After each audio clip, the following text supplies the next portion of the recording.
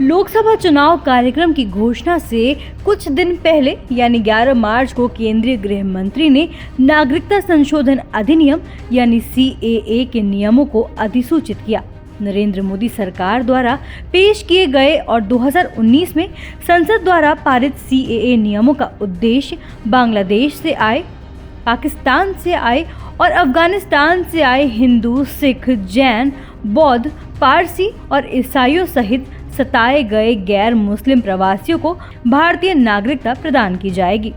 वहीं इस कानून द्वारा 31 दिसंबर 2014 से पहले आए हुए गैर मुस्लिमों को भारतीय नागरिकता देने का रास्ता खोलता है। वहीं कम्युनिस्ट पार्टी ऑफ इंडिया के बिनोय विश्वम ने कहा कि CPI शुरुआती दौर से ही CAA का लगातार विरोध करती रही है। केरल के अलावा पश्चिम बंगाल और तमिलनाडु के मुख्यमंत्रियों ने भी घोषणा की है कि CAA संबंधित राज्यों में लागू नहीं होगा। इस विरोध पर बीते दिन गृह मंत्री अमित शाह ने विपक्षी दलों पर जमकर फटकार लगाई है। उन्होंने साफ कहा कि नागरिकता केंद्र का मामला है, इसमें राज्य सरकार की कोई टिप्पणी वैध नहीं है।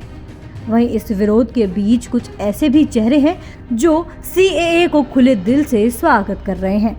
जी हाँ, हम फिलहाल बात कर रहे हैं नेशनल उलेमा पार्लियामेंट के जनरल सेक्रेटरी कल्बे रुशैद रिजवी की। उन्होंने मीडिया से बातचीत में PM मोदी को धन्यवाद किया और साथ ही साथ अपने साथियों को एक संदेश दिया कि इस कानून से भ्रमित होने या इससे डरने की कोई वजह नहीं है।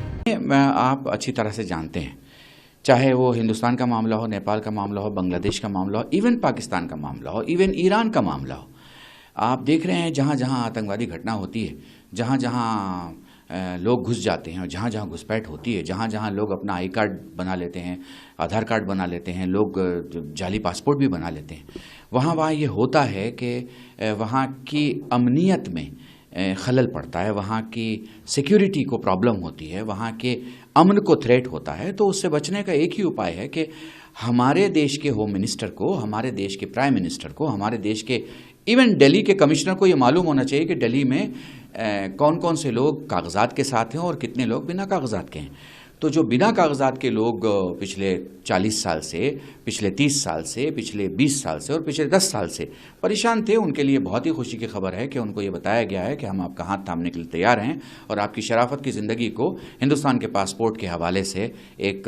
सच्चाई का सर्टिफिकेट देने को तैयार है। मुझे लगता है इसमें किसी को आपत्ति नहीं होनी चाहिए। वो किसी भी मकतब फ़िक्र का हो सकता है, वो सताया हुआ है। हम शिया समुदाय मानते हैं, देखिए मजलूम है, चाहे वो किसी संप्रदाय का हो और किसी स्टेट का हो और किसी पंथ का हो। जैसे मैं बिहारी हूँ, मैं मानता हूँ कि बिहारी को अगर महाराष्ट्र में मारा जा रहा है तो वो भी गलत है, और आसाम में मारा जा रहा है तो वो भी गलत है, और केरला में मारा जा रहा है तो वो भी गलत है। मैं कोई स्पेशल कर्नाटका का मुखालिफ या महाराष्ट्र का मुखालिफ नहीं हो जाऊँगा, मैं तो अपने बिहारी की बात करूँगा। बिल्कुल इसी तरीके से अगर प्रधानमंत्री ने, होम मिनिस्टर ने, फॉरेन मिनिस्ट्री ने मिल के उन लोगों को जिनके पास कागजात नहीं हैं और उसकी वजह से हम धोखे में हो सकते थे, तो उन्हें कागजात देने की बात की है। मुझे लगता है कि ये बहुत अच्छा कदम है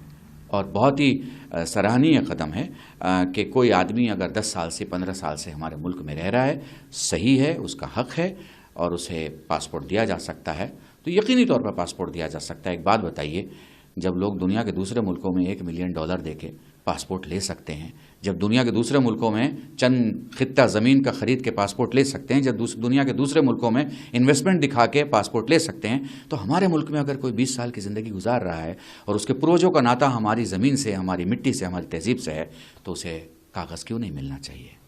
ऐसी ही देश दुनिया की तमाम अपडेट्स के लिए देखते रहें समय डिजिटल। वीडियो को लाइक करें, दोस्तों के साथ शेयर करें और चैनल को सब्सक्राइब करना बिल्कुल ना भूलें।